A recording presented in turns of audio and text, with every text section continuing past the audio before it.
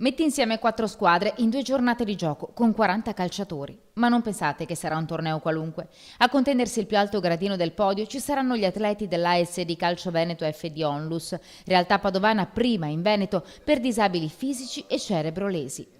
L'idea è nata quasi un anno fa da un ex calciatore che ha deciso di trasmettere la sua passione e il suo entusiasmo per lo sport e per la vita a chi è stato meno fortunato di lui. Il nostro progetto nasce per i ragazzi con cerebrolesione, come tra virgolette viene richiesto da parte della Federazione Italiana Sport Paralimpici Sperimentali in Italia, e noi però avremo all'interno anche ragazzi appunto con disabilità tramite l'INAIL, dei ragazzi con amputazione agli arti, dei ragazzi che avevano avuto dei traumi cranici. Ed ecco l'idea di partire, la ricerca dei ragazzi, il sito internet, la voglia di farsi conoscere, tanto da arrivare oggi ad avere 18 giocatori in squadra. Ed è con loro che l'associazione scenderà in campo questo fine settimana per il primo torneo INAIL di calcio a 5 per disabili fisici e ipovedenti.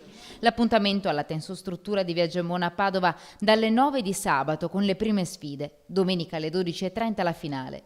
Ma l'obiettivo è di andare oltre, avviare una squadra del settore giovanile, realizzare un campionato italiano e, perché no, arrivare ai Giochi Mondiali Paralimpici, usando lo sport per superare ogni diversità. Uno che accetta di mettersi in gioco e di praticare una qualsiasi attività sportiva vuol dire che accetta il proprio handicap. Dopo il rugby, il tennis, il ciclismo, così anche il calcio diventa una disciplina per abbattere le barriere e realizzare sogni che forse si credevano infranti. Qualsiasi sport voi vogliate fare, provateci, chiedete, chiamate, quindi in bocca al lupo ragazzi.